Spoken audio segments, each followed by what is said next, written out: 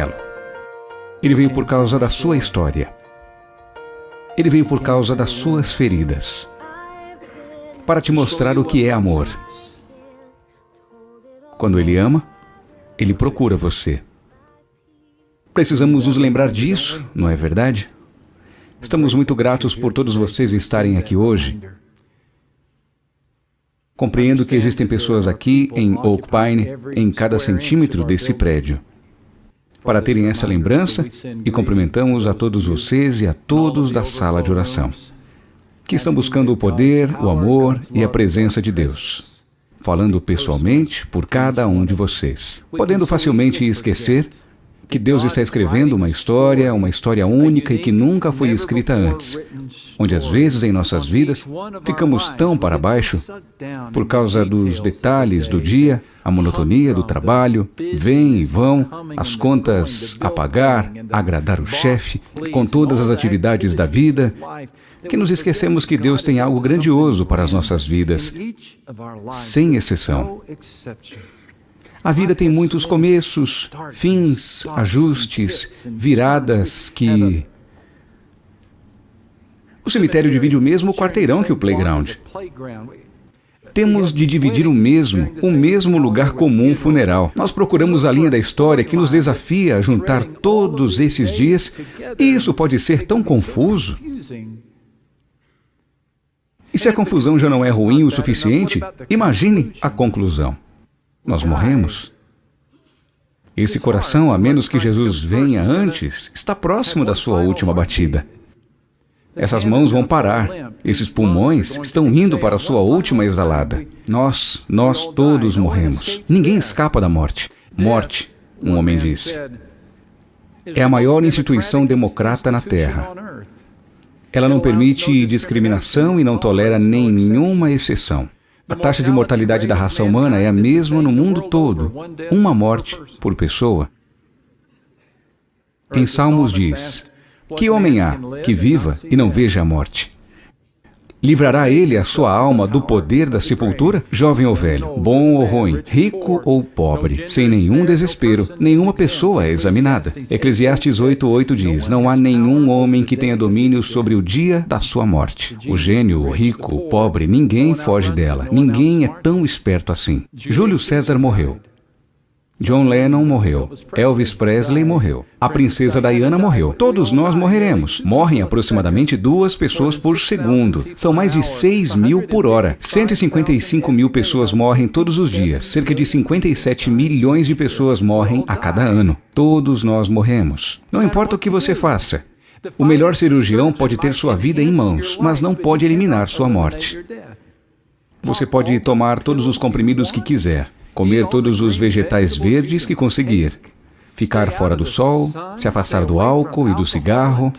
Você pode melhorar sua qualidade de vida, mas nunca eliminará a inevitabilidade da morte. Isso não é engraçado? Simplesmente morremos. Ou não. Ou não.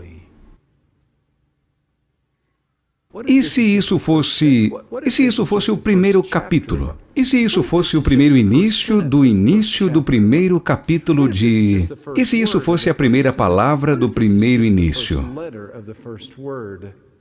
Do primeiro capítulo da história que Deus está escrevendo em nossas vidas. E se apenas começamos?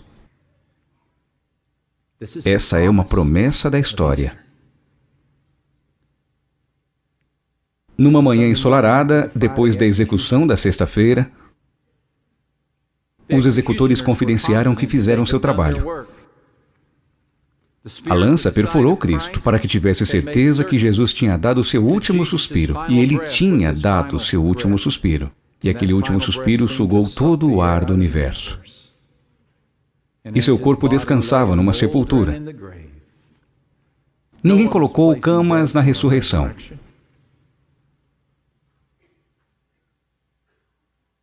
A única preocupação dos soldados era com aqueles discípulos irritantes. Os líderes religiosos também estavam preocupados.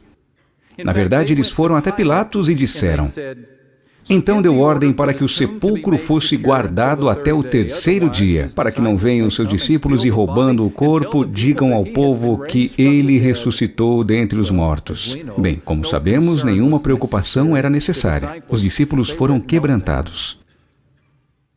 Todos os discípulos o abandonaram, fugiram. A Bíblia diz: Pedro seguiu por um momento de uma certa distância, então ele veio e amaldiçoou Cristo. João, discípulo amado, seguiu Jesus por todo o caminho até a cruz e foi testemunha da crucificação. Mas não existe nenhuma indicação que João estava esperando a ressurreição. E os outros discípulos estavam escondidos em todas as esquinas e coberturas de Jerusalém. Pelo medo da cruz, eles negaram seu nome. Na noite de sábado, o inimigo vence e parece que a esperança tomou o último trem para a estação. Então as mulheres vieram no domingo de manhã. Elas não vieram para falar com Jesus no cemitério. Elas vieram para embalsamar o corpo de Jesus no cemitério. Mas Deus tinha outros planos e por causa disso, Deus abalou o cemitério. E eis que sobreveio um grande terremoto, pois um anjo do Senhor desceu do céu e, chegando ao sepulcro, rolou a pedra da entrada e assentou-se sobre ela. Sua aparência era como um relâmpago e suas vestes eram brancas como a neve. Os guardas tremeram de medo e ficaram como mortos.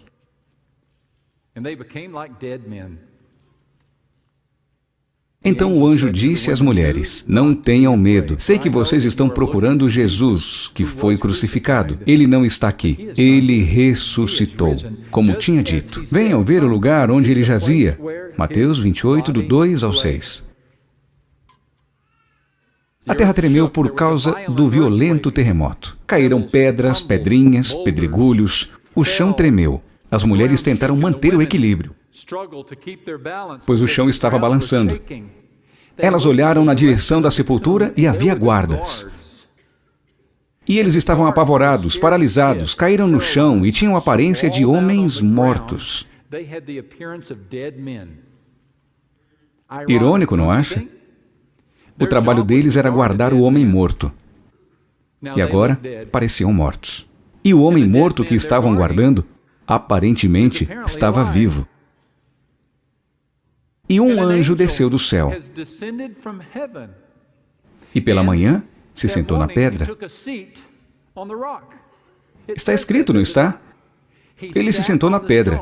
Ele observou e sentou nela. Eu não sei o que os anjos deveriam fazer em um momento como esses. Mas eu nunca imaginei que eles se sentassem. Anjos sentam? Acho que sim. Acho que imaginava anjos sempre em pé, defendendo, levantando suas asas, flexionando o peitoral, se mostrando. Mas continuaram lá. Acho que eu vou me sentar. Sentaram? Cruzaram as pernas.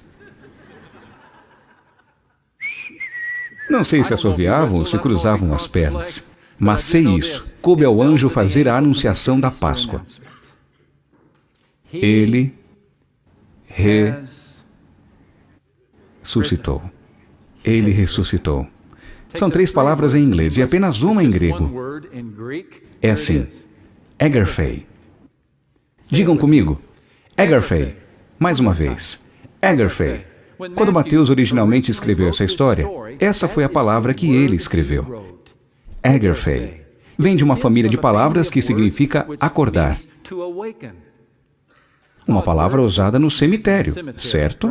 Pensem comigo. Cemitério é um lugar para dormir. Os anjos disseram: Ele ressuscitou. Ele acordou. Muito se realiza com essa palavra volúvel, egerphei. E se egerthei é uma piada, se é piegas,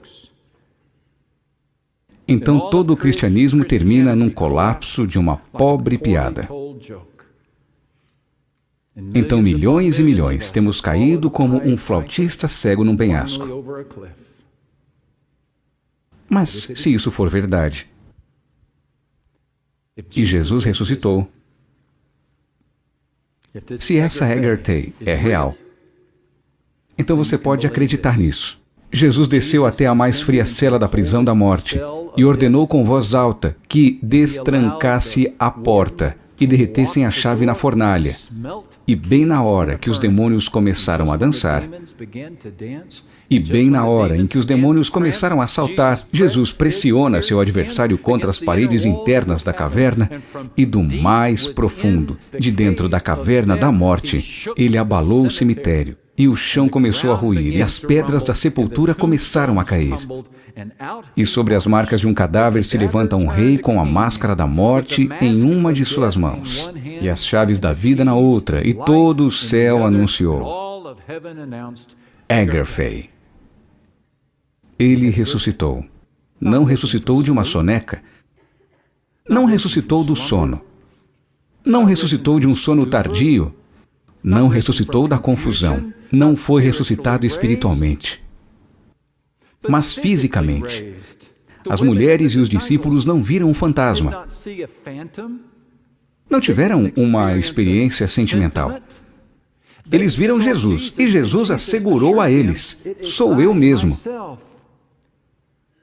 Na estrada de Emaús, os dois discípulos viram a aparência de Jesus. Eles viram um peregrino com eles e não sabiam quem era, mas não pensavam que era um fantasma. Seus pés tocavam o chão, ele não flutuava. Suas mãos partiram pães. Até mesmo Maria, quando viu Jesus no jardim, ela achou que... Alguém se lembra? Um jardineiro? Ele parecia tão comum. Quando Tomé tocou suas feridas, suas mãos não atravessaram o corpo de Cristo. Suas mãos tocaram em carne.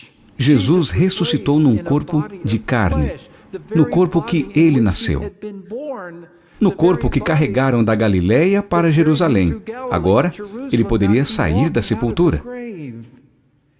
Apalpai-me e vede, ele disse às pessoas. Apalpai-me e vede, pois um espírito não tem carne, nem ossos, como vedes que eu tenho. Lucas 24, 39. Agora, por que ele estava tão insistente? Por que isso era tão importante? Porque o corpo da ressurreição significa tudo. Se Jesus tivesse apenas ressuscitado em nossas memórias, se ele vivesse apenas em nossos corações, ele não seria diferente da minha avó ou de minha tia que vive em minha memória, que vive em meu coração. Mas o corpo dela ou dele está enterrado. Não existe diferença entre os milhares que foram assassinados e que deixaram o seu legado para trás. Mas se seu corpo ressuscitou, como as Escrituras ensinam, isso significa que agora, em todo o céu, que é o lugar mais santo do universo, ele habita um corpo físico de carne e osso, e que ele fiscaliza todos os assuntos da história. E a promessa que Deus fez com o túmulo dele, ele também fará com o seu.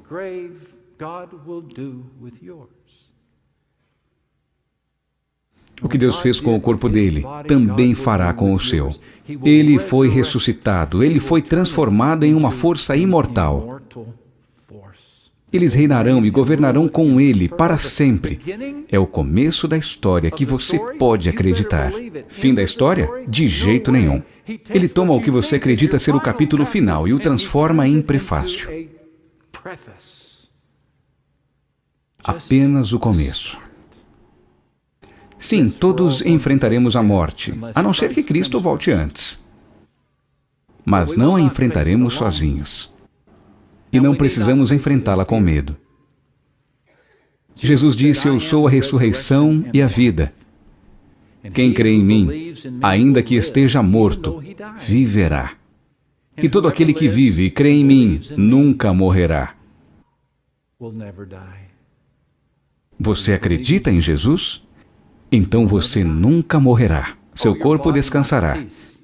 Você pode passar um tempo em transição, mas você nunca morrerá. Que descoberta notável. Todos na Terra estão dizendo como melhorar a qualidade desta vida. Mas apenas Jesus Cristo veio com a solução para o seu túmulo. Isso é o que o distingue e o torna mais que um servo. O acontecimento mais incrível é o nosso trabalho sobre essa importante página, desta importante mensagem. Uma dica clássica é manter a mente alerta e o e-mail desligado quando estou estudando. Você provavelmente não é um desconcentrado como eu. Me distraio facilmente. Quando perco a linha de raciocínio, é difícil de reencontrar. Para manter minha linha de pensamento, mantenho o alerta do e-mail desligado, pois toda vez que ele toca, não consigo ignorar. Tenho que checar. Nessa tarde, pensei que tinha desligado, mas não desliguei. E estava nesse importante parágrafo quando recebi um alerta de e-mail. E fui ver quem tinha me enviado. Era um amigo meu da cidade de Nashville, Tennessee, que tinha acabado de sair de um funeral. E lá estava eu, escrevendo um sermão sobre morte. E ele, saindo de um funeral. Ele queria me contar sobre o funeral de sua tia, de 96 anos, tia Wanda. Eis o que ele disse. Max, há mais ou menos um ano atrás, você não conseguiria acompanhar minha tia Wanda. Sério mesmo. Ela tinha tanta energia que você simplesmente não acreditaria. O olhar dela perdeu completamente a energia e quase se tornou perigosamente estranho estar com ela. Seus olhos não conseguiam ver a rachadura na calçada, nem dirigindo a 14 km/h. Há cerca de um ano atrás, ela começou a ter dificuldades de respirar, e o médico encontrou um caroço em seu peito. E era quase certo de ser câncer, mas, com 95 anos, existia pouca razão para fazer uma cirurgia. Ainda que fosse exploratória, o melhor plano era fazê-la se sentir confortável. Mas, apenas nos últimos 3 dias de vida dela, o caroço se tornou tão dolorido que ela precisava de medicação contra a dor e se tornou muito sério tão rapidamente que foi dado morfina o suficiente para sedá-la e mantê-la basicamente num estado de inconsciência. Mas quando ela começou a passar dessa vida para outra, sua visão se tornou clara. Ela foi aliviada da dor, mesmo estando num estado de inconsciência. Ela começou a conversar com aqueles que se foram antes dela. Ela via sua mãe, que era sua melhor amiga, e ela conversou com ela. E minha parte favorita é que ela viu meu pai, o irmão dela. Meu pai e o irmão dela, tio Morben, estavam constantemente brincando e fazendo piadas com a tia Wanda. E ela sempre se referia a eles como aqueles garotos. Não faço ideia do que faziam ou como se encontraram nos portões do céu, mas o que quer que tenha acontecido a fez rir tão forte que ela literalmente puxou suas pernas até o peito e caiu ainda mais na risada. Oh, não acredito, garotos, ela disse. Oh, meu Deus, vocês, garotos! Ela tomou seu último fôlego, rindo. Mal posso esperar para descobrir o que ela viu. Mas deve ter sido algo grandioso. Mal posso esperar para ver o que você verá, mas será algo grandioso. Morreremos rindo? Não sei. Mas, meu amigo, eu posso lhe assegurar isso. Você morrerá em paz.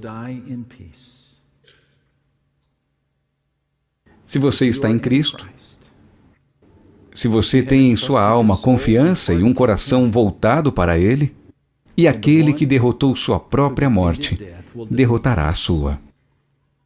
E aquele que inspirou o rei Davi a escrever essas palavras: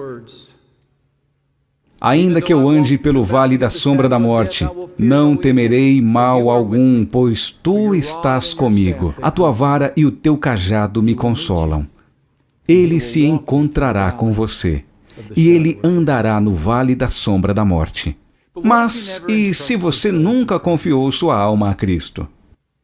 Eu sei que tem pessoas aqui que não confiaram. E se você nunca confiar? E se por alguma razão você disser: bem, acho que enfrentarei a morte por conta própria? Então, você enfrentará. Você enfrentará a morte sozinho, nenhum pastor para te guiar, nenhum salvador para te salvar por toda a eternidade. Porque, pelo amor de Deus, você faria isso? Por que você faria isso? Você pode dizer sim para Jesus hoje. Ninguém poderá fazer isso por você, mas ninguém poderá impedir você de fazer. Você pode dizer sim para Jesus e, quando fizer, o último dia da sua vida se tornará o melhor dia da sua vida. Isso não é uma coisa estranha? Qualquer que seja o medo de uma pessoa, pode não ser o seu ainda, mas você não pode deixar de ter medo também. Winston Churchill planejou seu próprio funeral. Ele deixou as instruções para 2 virgulatos, para ser posicionado no alto do domo da Catedral de São Paulo. E na conclusão do seu serviço funerário, o primeiro virgulato tocou a música Retiro, canção que anuncia o fim do dia. Mas o segundo virgulato, com o som de retiro ainda ecoando dentro do domo, começou a tocar Alvorada. Canção para o começo do dia. São boas canções para um funeral cristão. Por causa das mãos de Cristo, o cemitério se tornou um lugar não onde vamos para morrer, mas realmente um lugar que você poderá começar a viver. Não acordaremos. Agarfay, nós seremos acordados. Ele ressuscitou. E a morte não terá mais o domínio de ceifeiro, mas terá o domínio de o guardião de almas. A morte não é uma crise, é apenas uma esquina, não é um poço, é apenas uma passagem. Pois nós sabemos que algum dia Deus dirá palavras como estas: os teus mortos e também o meu cadáver viverão e ressuscitarão. Despertai e exultai, os que habitais no pó, porque o teu orvalho será como o orvalho das ervas, e a terra lançará de si os mortos. Então, toquem, virgulatos. Toquem. O mesmo Deus que ressuscitou seu filho da morte, também te ressuscitará dela. O mesmo Deus que esvaziou aquela tumba, também esvaziará a sua. O mesmo Deus que abalou aquele cemitério, também abalará todos os outros. Agarfay. Ele ressuscitou. Voice-over, Márcio de Mello.